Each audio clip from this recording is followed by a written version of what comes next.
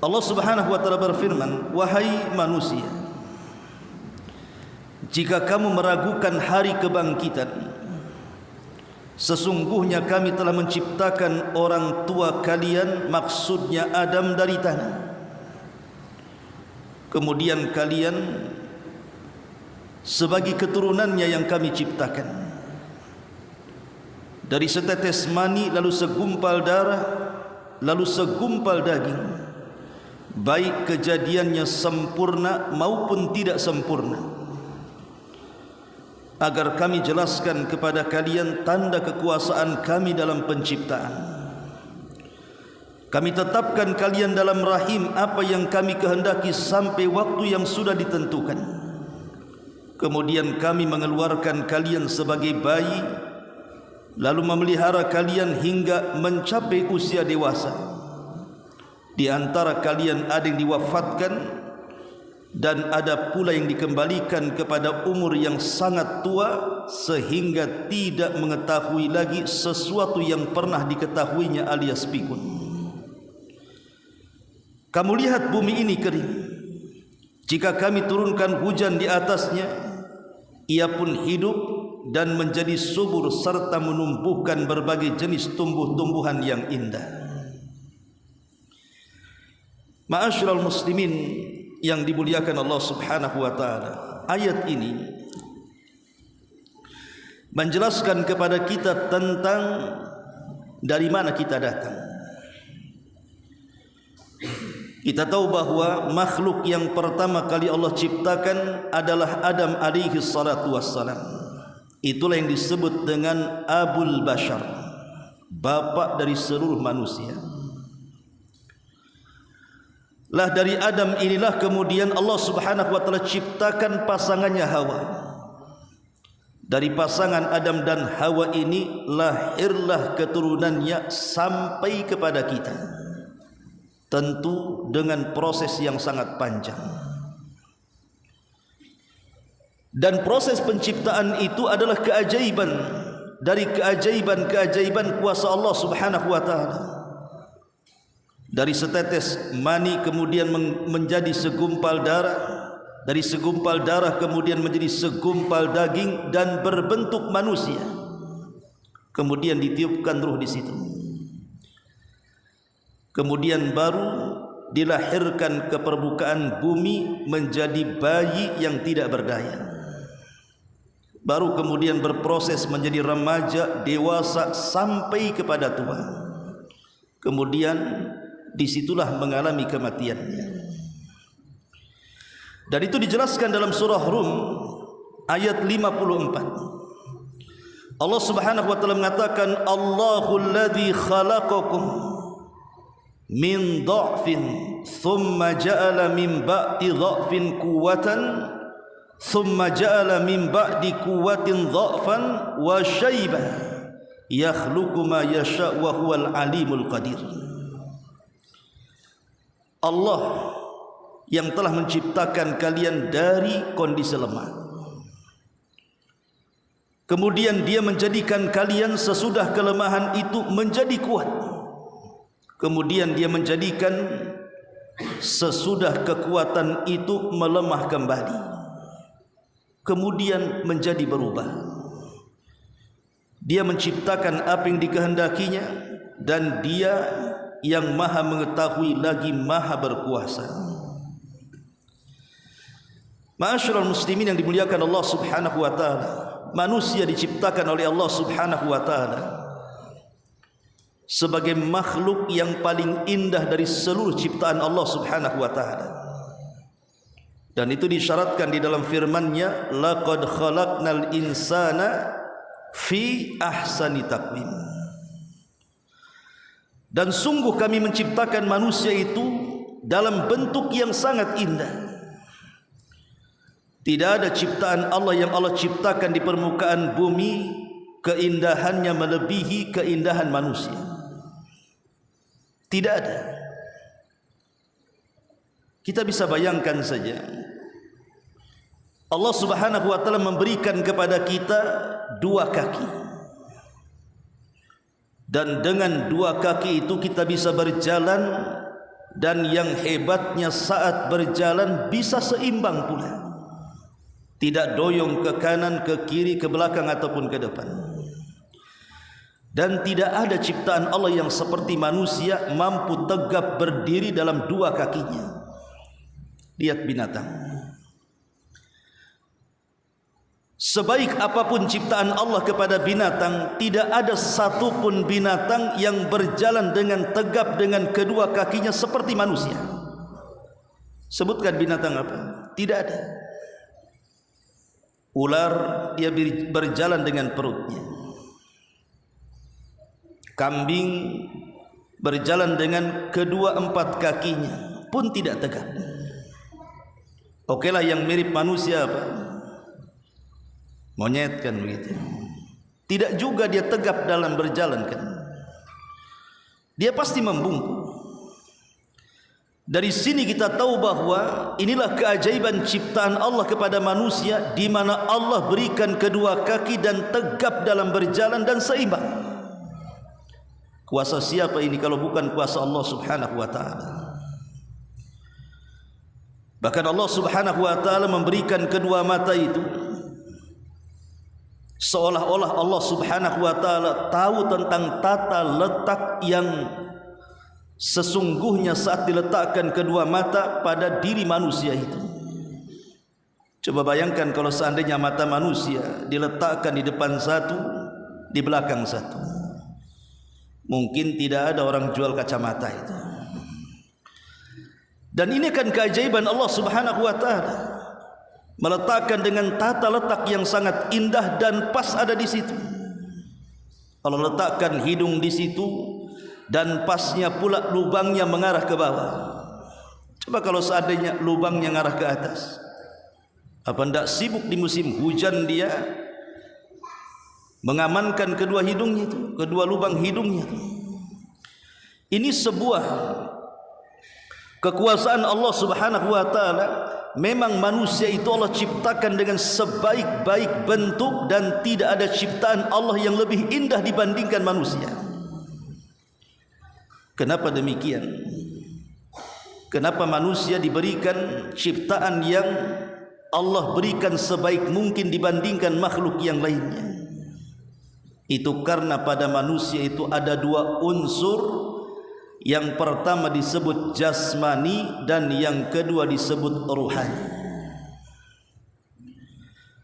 Dari segi jasmani, kita tahu bahwa manusia diberikan oleh Allah Subhanahu wa taala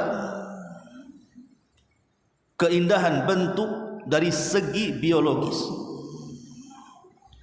dan dari segi ruhani Allah Subhanahu wa taala berikan kepada manusia kecerdasan otak untuk berfikir, dan ini tidak ada pada makhluk yang lain. Tapi tentu masalahnya jasad dan ruh itu dua hal yang berbeda. Kalau jasad itu memang dicipta dari sebuah materi ataupun benda, sehingga kondisinya tidak akan fana, tidak akan selama-lamanya, pasti ada waktu fananya. Berbeda dengan ruh.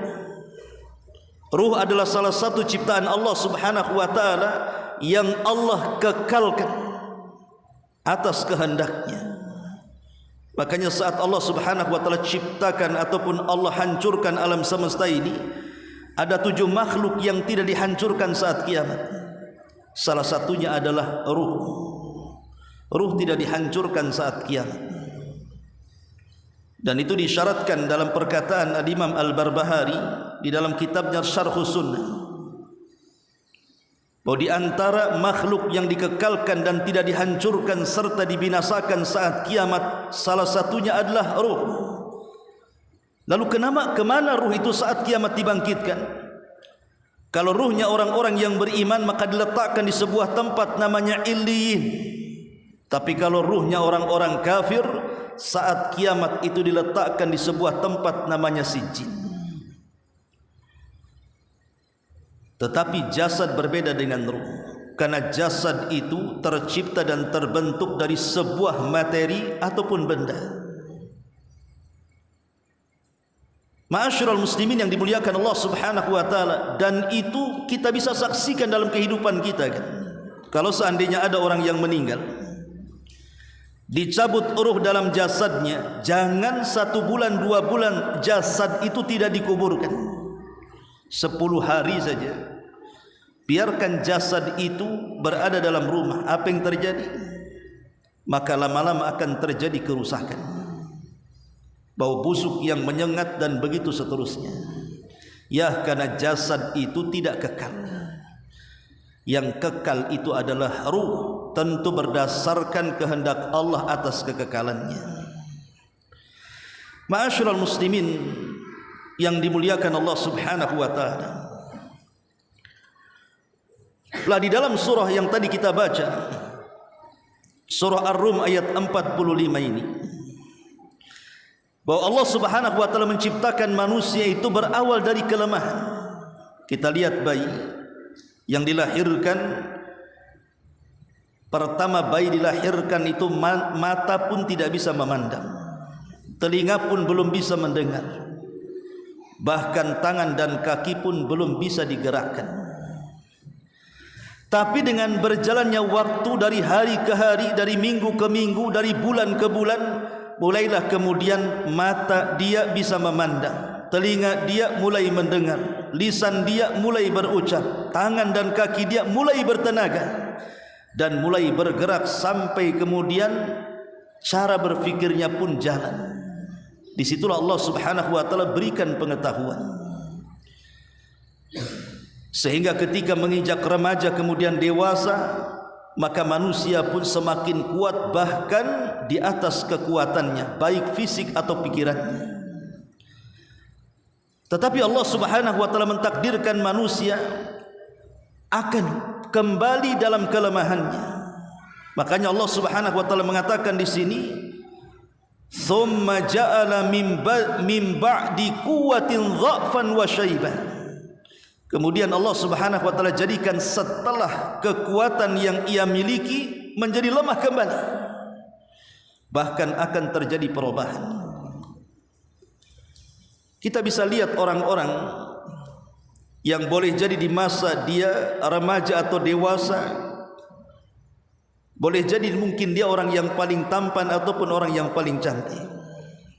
Tapi ketika usianya kemudian menginjak tua, 70, 80 tahun, 90 tahun, kita lihat perubahannya.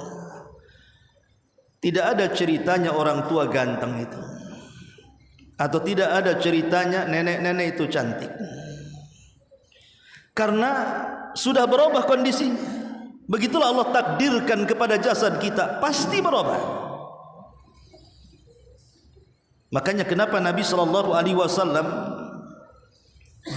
ketika menceritakan tentang anjuran kita mencari pasangan, Nabi menyebutkan tungkahul mar'atu li arba, wanita itu dinikahi karena 4 perkara. Karena hartanya, karena kecantikannya, karena nasabnya, dan karena agamanya. Tapi Rasul mengatakan fadfar biddatid din taribat yadak, ambil yang baik agamanya, selamatlah dirimu. Kenapa kemudian agama yang dipilih oleh Nabi SAW? Karena agama ini adalah sesuatu yang kekal. Tetapi nasab, harta dan kecantikan ini sesuatu yang fana, ada batas waktunya. Disitulah kemudian kita tahu bahwa kekuasaan Allah itu luar biasa kepada manusia. Lalu apa yang disombongkan manusia di hadapan Allah Subhanahu wa taala kalau demikian? Ma'asyiral muslimin yang dimuliakan Allah Subhanahu wa taala, setelah kemudian manusia diciptakan oleh Allah Subhanahu wa taala ke alam dunia ini, maka Allah Subhanahu wa taala mentakdirkan manusia diberikan banyak cobaan di dunia ini. Makanya kata para ulama, ada tiga perkara yang merupakan kepastian bagi manusia, di mana pasti manusia itu mengalaminya. Pertama, manusia itu tidak mungkin istirahat dari ujian. Pasti manusia itu akan diuji. Selesai satu ujian, datang ujian yang lainnya. Selesai ujian yang lainnya, datang pula yang lainnya lagi. Manusia tidak akan dibuat istirahat oleh Allah Subhanahu wa ta'ala. Yang kedua, manusia tidak mungkin lepas dari ucapan manusia yang lainnya. Manusia tidak mungkin lepas dari ucapan manusia yang lainnya.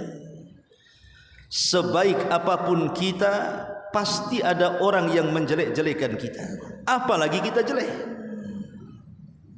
Karena redha manusia itu sesuatu yang mustahil dikejar. Kata para ulama, redhan nas ghayatun la tuhsa. Kereduan manusia itu sesuatu yang mustahil diraih. Kalau seandainya kita menghendaki dengan perbuatan kita manusia suka dengan kita semuanya, mustahil. Pasti ada yang suka, ada yang tidak. Maka yang kedua, manusia tidak mungkin lepas dari ucapan manusia yang lainnya. Ada orang yang mengatakan, Ustaz, saya tidak akan keluar rumah. Ngapain ngurung di dalam rumah? Supaya tidak dibicarakan tetangga, katanya. Kata siapa? Kata siapa orang yang ngurung di rumah itu tidak dibicarakan tetangga? Ada yang bicara nanti. Kenapa si Anu tidak keluar rumah itu? Jangan-jangan gila. Bisa saja kan? Ya. Jangan-jangan dia sakit. Orang yang menghindar dari pembicaraan manusia saja tetap terkena pembicaraan manusia. Karena itu sebuah kepastian. Manusia itu pasti diuji. Manusia itu pasti dibicarakan, dan yang terakhir, manusia itu pasti mengalami kematian. Kullu nafsin dha'iqatul maut, setiap jiwa pasti mengalami kematian. Lah ujian-ujian itu akan dilalui oleh semua manusia. Makanya kita lihat di tengah-tengah manusia itu ada orang yang melakukan kezaliman, ada orang yang dizalimi. Ada orang-orang yang melakukan pembunuhan, ada orang-orang yang dibunuh. Ada orang-orang yang selalu memfitnah, ada orang-orang yang selalu difitnah. Ada orang-orang yang selalu menyakiti, ada orang-orang yang selalu disakiti. Begitulah kondisi dunia. Kondisi dunia itu pasti ada orang baik, ada orang yang tidak baik. Tetapi Allah Subhanahu wa ta'ala bukan berarti membiarkan orang-orang berbuat jahat atau berbuat zalim sekehendaknya mereka berjalan di permukaan bumi. Karena seadil-adilnya pengadilan di bumi tetap tidak akan membawa keadilan. Walaupun di Batam ini ada kantor pengadilan, masuk ke kantor itu tidak dapat keadilannya di situ. Namanya saja kantor pengadilan. Tapi banyak orang-orang yang masuk kantor itu malah keluar dizalimi dia di situ. Karena pengadilan dunia ini sehebat apapun, hatta menegakkan syariat Islam sekalipun, seandainya ada orang yang dibunuh, ada orang yang membunuh kemudian dibunuh, itu saja terkadang belum mencapai tingkat keadilan yang memuaskan. Makanya kenapa qisas itu akan diulang pada hari kiamat. Kata Syekh Utsaimin rahimahullahu taala, kenapa ada pengulangan qisas? Padahal orang yang membunuh di dunia sudah dibunuh di dunia, tapi nanti di akhirat diulang lagi qisasnya, supaya mendapatkan keadilan yang mutlak dan sesungguhnya. Dan ketika kedua kakinya melangkah ke sorga, maka dia mendapatkan ketenangan dan kebahagiaan, sehingga tidak ada dendam di antara mereka. Wa naza'na ma fi sudurihim min ghillin ikhwana, kami cabut dalam dada-dada penduduk sorga itu dari kedengkian, hasad dan permusuhan. Ma'asyiral muslimin rahimakumullah, Lah manusia ini tentu ada batas waktunya. Ada yang di usia 30 tahun dia meninggal. Ada yang di usia 40 tahun dia meninggal. Ada yang di usia 70 tahun dia meninggal. Bahkan yang lebih singkat lagi, baru brojol saja sudah meninggal. Dari sini kita tahu bahwa manusia ini memiliki batas akhir dari usianya. Dan ini menunjukkan pendeknya kehidupan dunia. Ma'asyiral muslimin yang dimuliakan Allah Subhanahu wa taala.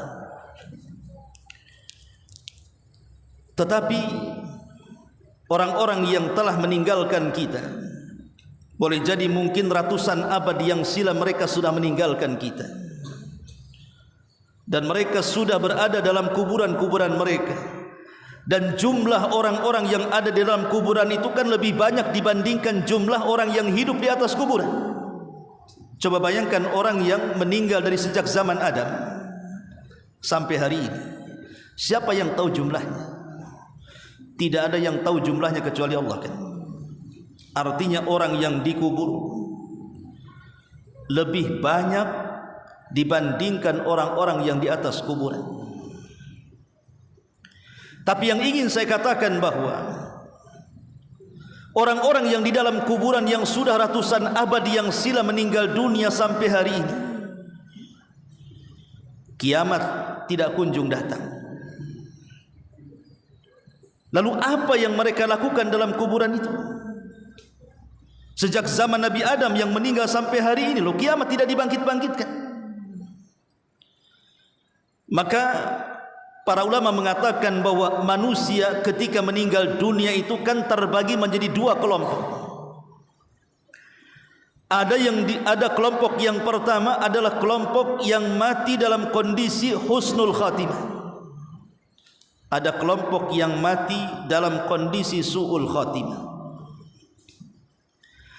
Adapun kelompok-kelompok yang mati dalam kondisi husnul khatimah, baik akhirnya, maka saat dia mati, maka malaikat pun datang dengan baik-baik dan memerintahkan ruhnya keluar dengan pelan-pelan, kemudian mengatakan, ya ayyatuhan nafsu al-mutmainnah irji ila rabbiki radiyatan mardiyah. Wahai jiwa yang tenang, kembalilah kepada Rabb dan engkau akan mendapatkan keridhaan Allah Subhanahu wa taala.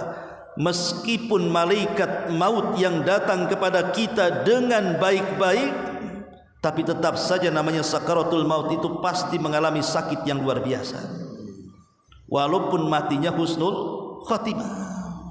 Karena Rasul yang mengatakan, ala wa inna lil mauti la sakarat. Ingatlah dalam kematian itu ada sakaratnya, ada rasa sakit yang tidak ada yang tahu kecuali Allah Subhanahu wa taala. Lalu kalau begitu, apa bedanya rasa sakit yang dialami orang-orang yang beriman saat kematian dengan rasa sakit yang dialami orang-orang kafir saat kematian?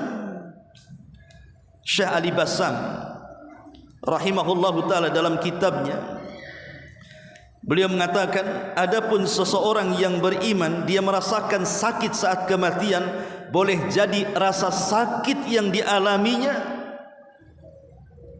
itu sebagai penggugur dosa terakhir bagi dia. Jadi rasa sakit yang dialami orang-orang yang beriman saat kematian boleh jadi itu penggugur dosa akhir bagi dia.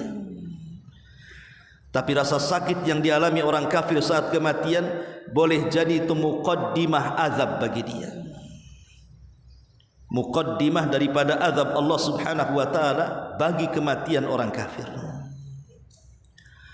Lah orang-orang yang mati husnul khatimah itu kemudian ketika dimasukkan ke liang lahat, kemudian dipendam oleh orang-orang yang dicintainya, sebenarnya dia masih mendengar suara terompah orang-orang yang mengantarkannya, sampai sayup-sayup akhirnya meninggalkan ke gerbang kuburan, kemudian hilang entah kemana. Saat itulah dua malaikat Munkar dan Nakir datang, kemudian memberikan tiga soalan: siapa Rabbmu, siapa nabimu, dan apa agamamu. tapi karena dia meninggalnya husnul khatimah, maka dia sanggup menjawab. Ketika dia menjawab dengan benar, itulah kemudian Allah Subhanahu wa taala mengatakan, "Ang sadaqa abdi." Hambaku telah benar. Kalau begitu, bukakan pintu sorga kepada dia. Hantarkan wewangian dari sorga kepada dia. Hantarkan makanan, minuman, pakaian dari sorga kepada dia. Dan bentangkan kuburannya sejauh mata memandang. Kemudian datanglah orang yang sangat indah sekali bentuknya, sangat santun bicaranya. Kemudian mengajak bicara dan ngobrol. Akhirnya setelah lelah letih ngobrol, orang ini mengatakan, "Nim naumatal arush." Tidurlah seperti tidurnya pengantin. Tidur pengantin tentu beda dengan tidur yang bukan pengantin. Tidur pengantin itu kan tidur tak berasa bahasanya, karena indah segalanya. Sudah subuh rasanya jam 1 saja. Artinya tidurnya pengantin itu tidak terasa karena kenikmatan yang selama ini dia akan peroleh dalam kuburannya. Makanya walaupun matinya sejak zaman Adam sampai hari ini, kiamat tidak dibangkit-bangkitkan, maka mereka tidak berasa berada di kuburannya. Karena mereka ditidurkan seperti tidur pengantin. Mereka akan mendapatkan apa yang disebut dengan nikmat kubur. Tetapi orang-orang kafir, orang-orang munafik dan orang-orang fasik, orang-orang yang menumpuk dosa, orang-orang yang mati su'ul khatimah, tentu akan berbeda saat kematiannya. Makanya Nabi SAW sampai mengistilahkan kematian orang-orang kafir itu seperti seseorang membawa safud. Safud itu semacam pisau yang bengkok, bahasa kitanya cerulit. Kemudian cerulit ini dipendamkan di sebuah bulu-bulu kambing wol yang sangat tebal, dimasukkan ke dalam bulu itu. Kemudian bulu itu disiram dengan air, maka bulu-bulu itu akan lengket di cerulit tadi, kemudian dicabut dengan cara paksa. Apa yang terjadi? Tentu akan merontokkan setiap bulu-bulu kambing itu. Begitulah Nabi SAW mengibaratkan kematian orang kafir. Maka dia akan merasakan rasa sakit yang luar biasa, seolah-olah seluruh persendian otot remek dan juga hancur dibuatnya. Dan dia menjerit kesakitan yang tidak ada yang tahu rasa sakitnya kecuali Allah Subhanahu wa taala. Lah saat kemudian orang ini dimasukkan ke dalam kuburan, dia masih mendengar orang-orang yang menghantarkannya. Suara terompah-terompah orang yang menghantarkannya masih mendengarkannya sampai kemudian hilang. Disitulah datang Munkar dan Nakir membentak dengan bentakan bak halilintar dan mengatakan, "Man rabbuk?" Siapa Rabb? "Wa ma nabiyuk?" Siapa nabimu? "Wa ma dinuk?" Apa agamamu? Dia tidak bisa menjawab dan mengatakan, "Ha la adri." Aku tidak tahu, aku tidak tahu. Ketika itu maka dia dipukul dengan gada yang kata Rasul, kalau gada ini diletakkan dan dipukulkan di gunung Uhud, maka cukup menghancurkan Uhud. Saking dahsyatnya pukulan itu. Maka dia pun akhirnya disiksa sampai kiamat dibangkitkan. Maka orang yang kafir sejak zaman Adam sampai hari ini, maka mereka tersiksa hidupnya sampai kiamat dibangkitkan.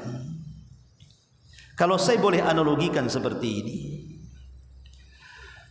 ada dua anak remaja yang sedang pacaran, berdua-duaan di kegelapan, enggak peduli dia. Mau sejam, 2 jam, 3 jam, 4 jam, 5 jam sampai subuh pun enggak peduli. Kenapa? Karena bagi dia itu sesuatu yang sangat indah. Tapi coba kalau seandainya kita lihat orang yang sakit, terbaring di rumah sakit. Tidak ada orang sakit kerasan di rumah sakit itu. Minta sama dokter, "Dok, tambah 1 bulan lagi." Tidak ada ceritanya. Orang sakit itu ya sehari bagaikan sebulan, sebulan bagaikan setahun. Sama dengan orang-orang yang di balik jeruji penjara atau di balik tembok derita. Gimana rasanya? Lah seperti itulah analoginya. Orang-orang yang mendapatkan nikmat kubur dengan orang yang mendapatkan azab kubur itu. Ma'asyiral muslimin yang dimuliakan Allah Subhanahu wa taala. Intinya bahwa setiap manusia akan mengalami kematian, dan kematian itu adalah kiamat dari kiamat-kiamat sughra, kiamat kecil. Kata Nabi sallallahu alaihi wasallam, "Idza mata ahadukum qamat qiyamatuhu." Kalau salah seorang di antara kalian meninggal dunia, berarti telah tegak kiamat kepadanya. Maksudnya kiamat kecil. Jadi kematian itu kiamat kecil. Dan setiap kematian itu adalah sebuah kepastian. Datangnya tanpa pemberitahuan, tapi bukan akhir dari sebuah perjalanan. Tapi di sana ada kiamat yang disebut dengan kiamatul kubra, kiamat besar, yang didahului dengan tanda-tandanya. Dua-duanya adalah sebuah kepastian yang pasti terjadi. Kiamat kecil pasti terjadi, kiamat besar pasti terjadi. Tetapi kalau dipasti-pastikan di antara dua kiamat ini, tentu kiamat kecil lebih pasti dibandingkan kiamat besar. Karena kiamat besar itu Nabi SAW tidak menyebutkan tanggalnya, tidak menyebutkan bulannya, tidak menyebutkan tahunnya. Kemudian harus didahului dengan tanda-tanda yang disebut dengan tanda-tanda kiamat kecil dan tanda-tanda kiamat besar. Artinya masih lama, entah kapan terjadinya. Kita hanya beriman pasti kiamat besar itu terjadi. Tapi kalau kiamat kecil itu sudah ada di hadapan kita, kepastiannya lebih pasti dibandingkan kiamat besar. Apalagi Nabi SAW membatasi umur umatnya berkisar 60 sampai 70 tahun saja. Kata Rasul, a'maru ummati baina sittina wa sab'in. Usia umatku berkisar 60 sampai 70 tahun saja. Kalaupun yang lewat dari 70 tahun itu tak banyak, kata Nabi. Artinya kebanyakan manusia meninggal di usia 70 ke bawah. Sebagaimana usia nabinya di usia 63 tahun dia meninggal. Makanya bagi orang-orang yang usianya sudah 59 tahun, hati-hati, OTW itu. Ma'asyiral muslimin yang dimuliakan Allah Subhanahu wa taala. Kalau kita tahu bahwa kematian sebuah kiamat kecil dan datangnya sebuah kepastian, dan sehebat apapun manusia menghindar dari kematian, tetap takdir mati itu tidak akan kemana. Dahulu di zaman Bani Israel terjadi wabah taun yang luar biasa, sampai ribuan orang mati karena wabah taun. Tapi yang selamat, mereka akhirnya keluar dari tempat terkena wabah taun itu. Mereka menyelamatkan dari taun. Akhirnya mereka pun naik ke atas bukit. Yang tadinya mereka berada di lembah, tapi lembah itu karena sudah tersebar penyakit taun dan sudah ribuan orang mati, yang selamat ini akhirnya naik ke atas bukit. Rupanya di atas bukit sudah dihadang malakul maut. Maka malaikat maut kemudian mencabut nyawa mereka. Lari dari kematian masuk ke dalam kematian. Itulah yang diistilahkan bahwa al-hadaru la yamna'u al-qadara. Menghindar dari kematian itu tidak mencegah kematian.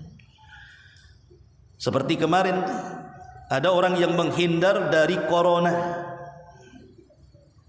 menghindar dari wabah corona, rupanya mati juga kelanggar corona. Sama-sama corona tuh. Yang satu penyakit, yang satu mobil. Dia mau menghindar dari penyakit corona, dilanggar mobil corona. Sama-sama corona kan. Orang tidak mati dengan corona, dilanggar pula dengan corona. Itu namanya seseorang menghindar dari kematian, masuk dalam takdir kematian. Tidak mati dengan penyakit, mati dengan langgar, dilanggar lori kan begitu. Atau kepleset kemudian mati, atau ketimpa pulpen dia mati karena pulpennya mungkin satu truk gitu. Ya. Ma'asyiral muslimin yang dimuliakan Allah Subhanahu wa taala. Tapi yang jelas bahwa kematian ini sebuah kepastian lebih pasti dibandingkan kiamat besar. Kiamat besar pasti terjadi, tetapi kan didahului dengan banyak pendahuluan di situ. Ma'asyiral muslimin rahimakumullah. Adapun kiamat besar, maka sebagaimana yang saya katakan tadi, dilalui dengan dua tanda-tanda. Yang pertama disebut dengan alamat, tanda-tanda kiamat yang berupa tanda-tanda kecil. Dan tanda-tanda kecil ini sudah ada sejak zaman Nabi. Bahkan diutusnya Nabi, wafatnya Nabi itu tanda-tanda kiamat kecil. Tapi di sana ada tanda-tanda kiamat besar. Seperti apa tanda-tanda kiamat kecil? Saya akan baca secara ringkas. Pertama, diutusnya Nabi. Itu bagian daripada tanda-tanda kiamat kecil. Kedua, wafatnya Nabi. Ketiga, penaklukan Baitul Maqdis, dan itu pernah terjadi di zaman siapa? Umar bin Khattab dan Salahuddin Al-Ayyubi. Kemudian tersebarnya wabah taun. Makanya di zaman Umar ada namanya wabah taun Amwas, karena terjadi di kota yang disebut Amwas, makanya taunnya disebut taun Amwas. Kemudian berlimpahnya harta luar biasa, sampai orang bersedekah susah mencari orang-orang yang miskin untuk disalurkannya. Dan itu pernah terjadi di zaman siapa? Umar bin Abdul Aziz. 2 tahun berkuasa, tidak ada orang miskin rakyatnya, sampai orang sedekah bingung kemana dia mau sedekah. Kalau orang sekarang, orang miskinnya lebih banyak, yang sedekahnya sedikit, sampai orang bingung. Orang miskin itu cari orang yang sedekah. Kalau dulu orang kaya bingung mau sedekah. Kemudian juga di antara tanda-tanda kiamat kecil, terangkatnya ilmu, disebarnya kejahilan, disebarnya riba, bahkan tidak bisa dibedakan mana laki-laki dan mana perempuan. Nampak saja dari belakang itu kayak perempuan, pas dicolek rupanya jenggotan. Saya kemarin tengok ada YouTube, kalau tidak salah di Thailand ya, baru saja mengesahkan tentang LGBT. Itu yang lagi pelukan itu dua-duanya jenggotan tuh. Na'udzubillah tsumma na'udzubillah. Itu pekerjaan kaum Lut, ikhwatu fiddin. Ntar lagi turun azab kepada mereka. Ataupun banyaknya fitnah di mana-mana. Seperti umpamanya peperangan antar kaum muslimin dengan kaum muslimin yang lainnya. Di zaman Nabi tidak ada orang Islam membunuh orang Islam. Di zaman Abu Bakar tidak ada orang Islam berperang dengan orang Islam. Di zaman Umar juga tidak ada. Baru terjadinya peperangan antara Islam dengan Islam itu setelah wafatnya Utsman. Ketika pada masa kekhilafan Ali bin Abi Thalib, di situ banyak terjadi peperangan. Ada namanya perang Siffin, perang kubu Muawiyah dengan kubu Ali. Ada namanya perang Jamal, perang kubu Muawiyah, kubu Ali radhiyallahu an melawan kubunya Aisyah, Zubair dan Talha. Ada di sana namanya perang Nahrawan, tapi Nahrawan ini melawan orang-orang Khawarij. Jadi di zaman Khalifah Ali, makanya kalau kita bercerita tentang biografi Ali itu, dari mulai dia menjabat menjadi khalifah sampai kematiannya hanya perang. Tidak ada lagi. Bahkan Ali pun terbunuh ketika dia hendak melaksanakan sholat subuh. Siapa yang membunuhnya? Abdurrahman ibn Mulzam, orang yang hafal Quran. Abdurrahman bin Mulzam itu hafal Quran, dan dia sangat cinta dengan Quran, tapi membunuh Ali atas nama Al-Quran. Na'udzubillah. Sama dengan Utsman juga. Dibunuh oleh kelompok Sabaiyah. Kelompok Sabaiyah bukan orang kafir, mereka orang Islam. Anak-anak muda dari Kufah, dari Basrah, kemudian juga dari Mesir, mereka berkumpul. Tiba-tiba kemudian datang ke kota Madinah, mengepung rumah Utsman. Ketika Utsman sedang berpuasa dan membaca Quran, tiba-tiba dibantai dengan cara sadis. Kemudian mereka mengatakan sambil mengalungkan Al-Quran di lehernya, inna hadha amara bihadha ala man la yu'min bihadha, katanya. Sesungguhnya ini, sambil ini umpamanya Quran digantungkan seperti ini. Sesungguhnya ini maksudnya Al-Quran, memerintahkan untuk membunuh kamu karena engkau tidak percaya dengan Quran. Karena itu ketika membunuh Utsman mereka mengatakan seperti itu. Inna hadza amara bihadza ala man la yu'min bihadza, katanya. Sesungguhnya Al-Quran ini memerintahkan untuk membunuh kamu karena engkau tidak yakin dengan Quran, katanya. Subhanallah, Utsman itu satu di antara 3 manusia satu dunia yang pernah menghatamkan Al-Quran dalam 1 rakaat sholat. Utsman, dia pernah sholat witir 1 rakaat, dia hatamkan Quran di sholat witir.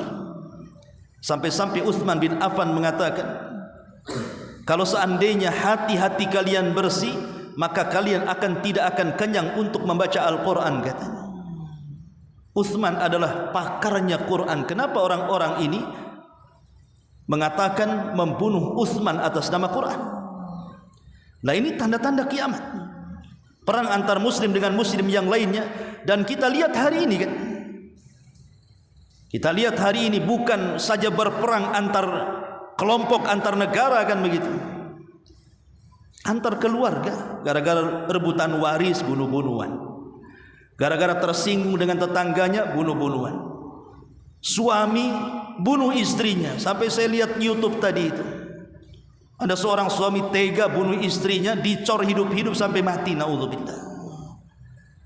Nah, ini kan terjadi gara-gara utang piutang, bunuh-bunuhan, gara-gara tersinggung ucapan, bunuh-bunuhan. Sekarang mudah orang membunuh itu. Dan itu tanda-tanda kiamat. Kata Nabi SAW, wa yakthur al-haraj, ketika banyak haraj. Sahabat mengatakan, apa itu haraj? Maka Rasul mengatakan, al-qatlu, pembunuhan di mana-mana. Sampai Rasul mengatakan, al-qatil la yadri fima qatal wal maqtulu la yadri fima qutil. Orang yang membunuh bingung kenapa dia bisa membunuh. Orang yang dibunuh makin bingung kenapa aku dibunuh. Nah, itu nanti akhir zaman kayak gitu. Ma'asyiral muslimin wal muslimat rahimakumullah. Dan banyak lagi tanda-tanda kiamat kecil ini. Lah, di sana ada tanda-tanda kiamat besar. Tentu dimuqaddimahi dengan munculnya Al-Mahdi Al-Muntadhar, Imam Mahdi yang ditunggu-tunggu. Dan Imam Mahdi yang ditunggu-tunggu sampai hari ini belum muncul. Jangan percaya dengan orang-orang yang ngaku Imam Mahdi. Dulu ada ya, orang Medan atau orang mana yang ngaku Imam Mahdi itu, yang dibaiat. Orang mana? Orang Medan atau orang mana? Orang Medan ya. Masya Allah. Padahal Imam Mahdi itu keturunan Nabi, dibaiat di antara rukun di sekitar Ka'bah. Ini dibaiat di Medan pula. Imam Mahdi dari mana? Dari Hong Kong. Banyak orang ngaku Imam Mahdi. Bahkan seorang wanita aja ngaku Imam Mahdi. Imam Mahdi itu laki-laki. Kenapa di Indonesia wanita ngaku Imam Mahdi pula? Lia Eden. Lah, ini tanda-tanda kiamat besar itu dimuqaddimahi dengan khurujul Mahdi, munculnya Imam Mahdi, dan akan dibaiat di antara rukun Hajar Aswad dan rukun Yamani. Ketika pembaiatan ini terdengar ke Syam, datang pasukan berbendera warna hitam, kemudian bergerak dari Syam menuju kota Mekah hendak membunuh Al-Mahdi. Tapi di antara Mekah dan Madinah ada satu tempat namanya Baida. Disitulah terjadi gempa. Akhirnya pasukan ini diperosokkan oleh Allah ke dalam perut bumi dan dikubur hidup-hidup. Jadi kalau ada orang ngaku Imam Mahdi, harus ada peristiwa orang-orang yang akan membunuh Imam Mahdi yang terperosok ke bumi di satu tempat namanya Baidah. Kalau ini terjadi, betul dia Imam Mahdi. Kalau belum terjadi, ada orang yang ditenggelamkan di Baidah oleh Allah Azza wa Jalla karena niat membunuh Imam Mahdi, maka ketahuilah itu Mahdi gadungan namanya. Baru setelah Al-Mahdi Al-Muntadhar, disinilah munculnya Dajjal. Dan Dajjal itu makhluk yang Allah ciptakan sejak zaman Adam sampai sekarang, bahkan sampai kiamat dibangkitkan. Tidak ada fitnah yang lebih besar dibandingkan fitnah Dajjal. Saking besarnya fitnah ini, Nabi memerintahkan kita untuk berlindung pada setiap solat kita. Allahumma inni a'udzubika min adzabi jahannam wa min adzabil qabri wa min fitnatil mahya wal mamat wa min fitnatis syarril masihi dajjal. Setiap solat kita disuruh untuk berlindung dari 4 perkara ini. Dan hukumnya sunnah sebelum salam. Bahkan setiap Jumat kita diperintahkan untuk membaca surah Al-Kahfi minimalnya 10 ayat pertama atau 10 ayat terakhir. Boleh diambil di awalnya, boleh diambil di akhirnya, yang penting 10 ayat. Dan itu bisa membebaskan kita dari fitnah Dajjal. Tidak mungkin Nabi SAW sampai memerintahkan kita berlindung dari fitnah ini ketika solat dan ketika Jumat kalau tidak besar fitnahnya. Makanya Rasul mengatakan tidak ada satupun Nabi kecuali memperingatkan umatnya tentang fitnah Dajjal. Nuh mengatakan kepada umatnya, hati-hati kalian dengan Dajjal. Ibrahim mengatakan kepada umatnya, hati-hati kalian dengan Dajjal. Nabi Syuaib mengatakan kepada umatnya, hati-hati kalian dengan Dajjal. Seluruh para Nabi, kata Nabi SAW, ma min nabiyyin illa anzara ummatahu an fitnati Dajjal. Tidak ada satupun Nabi, kata Rasul, kecuali memperingatkan umatnya tentang bahaya fitnah Dajjal ini, termasuk Nabi. Terkadang Nabi itu kalau sedang duduk-duduk dengan sahabatnya cerita tentang Dajjal. Terkadang kalau Nabi berkhutbah Jumat cerita tentang Dajjal. Kalau Nabi sedang berjalan menuju peperangan cerita tentang Dajjal. Banyak sekali Rasul itu menceritakan tentang Dajjal di hadapan para sahabatnya. Sampai sahabat karena seringnya Rasul bercerita Dajjal itu sampai ketakutan. Sampai menyangka bahwa Dajjal itu ada di kebun-kebun kurma Madinah. Saking seringnya Rasul bicara tentang Dajjal itu. Kenapa Rasul terus bicara tentang Dajjal? Karena Dajjal itu akan muncul kalau sudah tidak dibicarakan lagi. Kalau satu dunia sudah tidak membicarakan Dajjal, disitulah Dajjal muncul. Baru kemudian setelah Dajjal muncul, maka di sana tanda alamat yang kedua, nuzulu Isa bin Maryam, turunnya Isa bin Maryam dari langit kedua kalinya. Bukan untuk menyebarkan syariatnya, tidak. Isa ini diperintahkan oleh Allah untuk membunuh Dajjal. Karena Dajjal tidak mungkin dibunuh kecuali oleh seorang nabi. Kemudian yang kedua, menegakkan keadilan.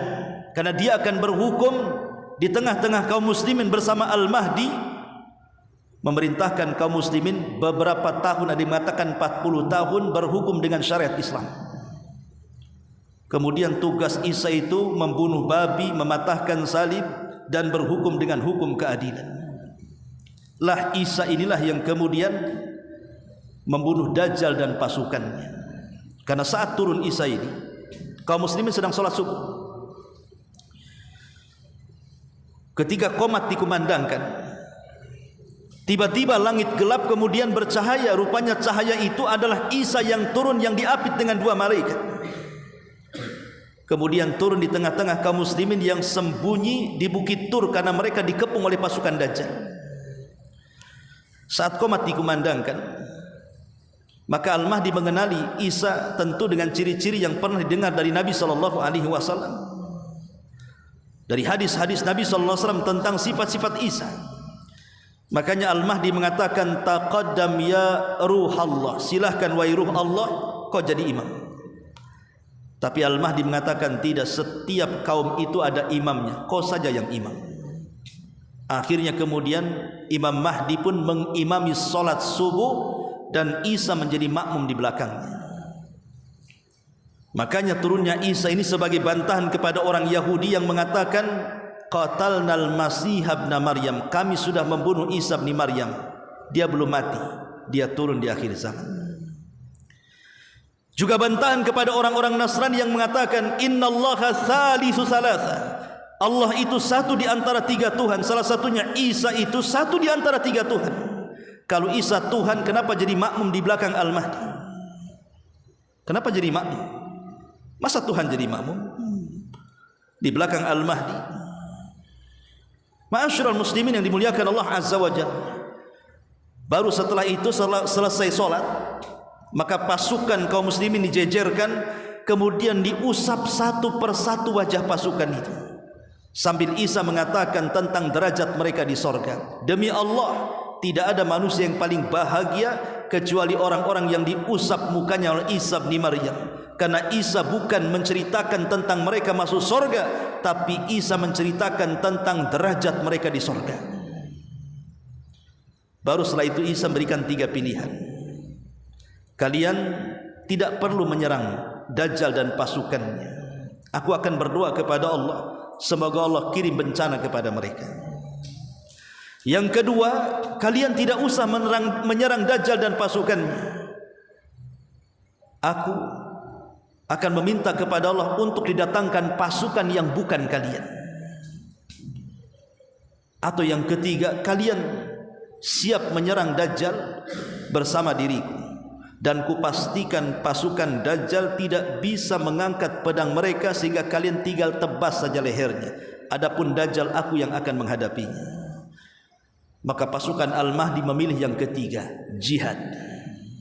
Akhirnya mereka turun gunung, kemudian membantai orang-orang Yahudi, dan Isa membunuh Dajjal. Baru kemudian alamat yang ketiga, munculnya Ya'juj wa Ma'juj. Belum tenang dengan kematian fitnah Dajjal, tiba-tiba benteng yang pernah dibangun oleh Dzulqarnain pecah menjadi dua. Akhirnya keluar dari balik benteng itu manusia yang banyaknya tidak bisa dihitung kecuali Allah yang tahu jumlahnya.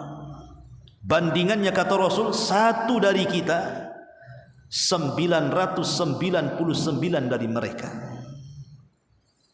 Makanya Allah mengatakan kepada Isa, jangan kau perangi mereka, karena mereka kaum yang tidak bisa diperangi dan tidak bisa dibunuh. Sebaiknya kau Isa dan pasukan yang tersisa sembunyi lagi di Bukit Tur. Ya gimana mau menang perang? 1 lawan 999, apa enggak mati? Jangankan 1 lawan 999, 1 lawan 5 aja KO kita dibuatnya.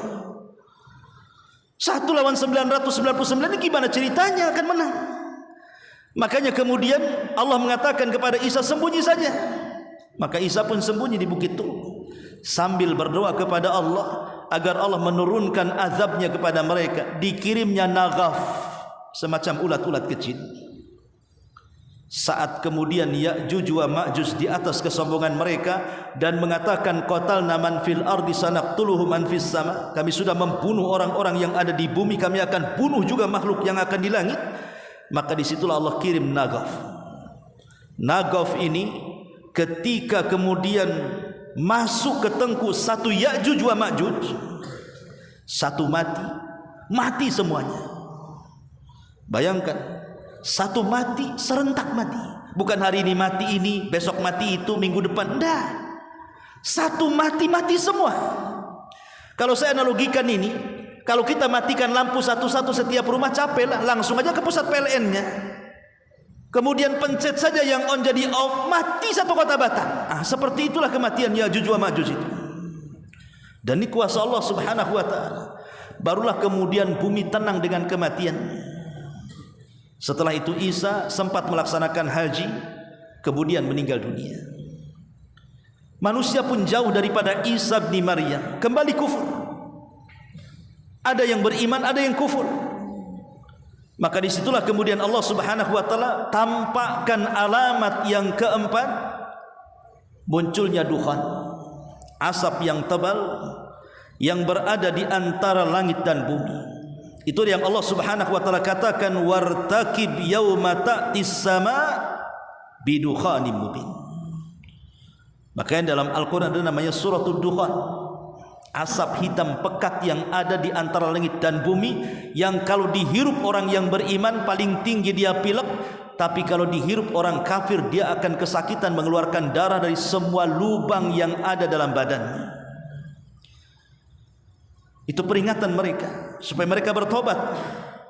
Akhirnya mereka pun berjanji bertobat dan berdoa, Allahumma kshif annal adzab, ya Allah singkapkan adab ini dari kami. Kami akan bertobat, kata mereka.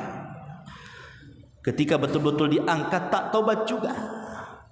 Ketika mereka tidak tobat itulah ketika mereka sedang terlelap tidur, kemudian datang waktu subuh, orang-orang yang beriman pun bangun sebagaimana kebiasaan mereka, mereka datang salat subuh.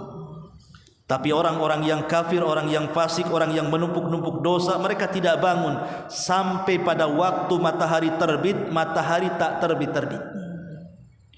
Ditunggu sampai duhur tak terbit juga, ditunggu sampai asar tak terbit juga, ditunggu di waktu matahari terbenam tiba-tiba terbit dari arah barat. Subhanallah. Inilah yang Allah Subhanahu wa taala katakan, manusia sudah tidak bermanfaat lagi keimanan mereka. Jadi ketika terbitnya matahari dari arah barat, maka keimanan manusia tidak berfungsi lagi. Apa yang Allah katakan? Yauma ya'ti ba'du ayati rabbika la yanfa'u nafsan imanuha lam takun amanat min qablu au kasabat fi imaniha khaira. Pada hari datangnya sebagian tanda-tanda Rabbmu, tidak berguna lagi iman seseorang yang belum beriman sebelumnya atau sudah beriman tapi tidak berbuat baik. Yang kalau seandainya para penyembah berhala itu mereka melempar berhalanya, tobat sekalipun percuma tobatnya. Seandainya para penyembah berhala itu mereka banting berhalanya, mereka mengatakan tubtu ilaki, ya Allah aku tobat kepadamu, percuma tobatnya. Kenapa? Karena waktu diterima tobat itu cuma dua, sebelum nyawa di tenggorokan atau sebelum matahari terbit dari arah barat. Tapi kalau sudah nyawa di tenggorokan, matahari sudah terbit dari arah barat, tidak ada guna iman seseorang. Tapi itu hanya berlangsung 1 sampai 3 hari saja. Setelah 3 hari normal lagi, matahari itu sudah terbit dari arah timur. Baru setelah itu mereka dikejutkan dengan dabbatun minal ardi, binatang yang melata yang keluar dari perut bumi. Yang Allah katakan di dalam surah An-Naml ayat 82, wa idza waqa'al qawlu 'alaihim akhrajna lahum dabbatan minal ard tukallimuhum annan nas kanu bi ayatina la yuqinun.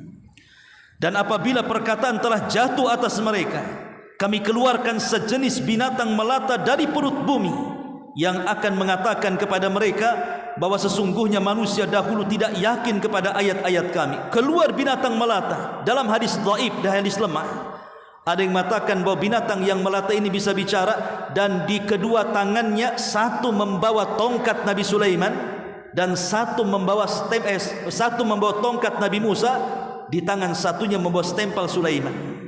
Tapi hadisnya lemah. Di mana gunanya kalau ada orang kafir nanti wajahnya akan dipukul dengan tongkat ini, tiba-tiba wajah yang ganteng akan menjadi hitam kelam. Tapi kalau orang-orang yang beriman maka akan distempel dengan stempelnya Sulaiman sehingga bercahaya. Maka ketika itu terbedakan mana wajah orang yang beriman, mana wajah orang kafir. Wajah orang yang beriman penuh dengan cahaya, wajah orang kafir gosong hitam penuh dengan kegelapan. Dan ketika itu nama manusia dilupakan.